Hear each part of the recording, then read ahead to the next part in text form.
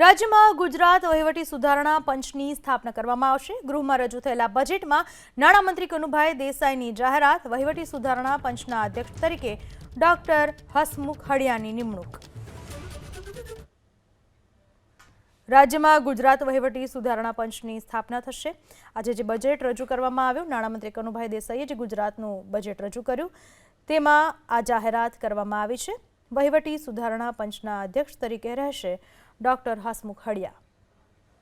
રાજ્યમાં ગુજરાત વહીવટી સુધારણા પંચની સ્થાપના કરવામાં આવશે। ગૃહમાં રજૂ થયેલા બજેટમાં નાણામંત્રી કનુભાઈ દેસાઈની જાહેરાત। વહીવટી સુધારણા પંચના અધ્યક્ષ તરીકે ડોક્ટર હસમુખ હડિયાની નિમણૂક।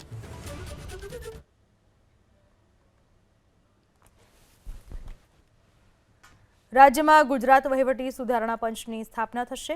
આજે જે બજેટ રજૂ કરવામાં આવ્યું, નાણામંત્રી કનુભાઈ દેસાઈએ જે ગુજરાતનું બજેટ રજૂ કર્યું, તેમાં આ જાહેરાત કરવામાં આવી છે। વહીવટી સુધારણા પંચના અધ્યક્ષ તરીકે રહેશે ડોક્ટર હસમુખ હડિયા।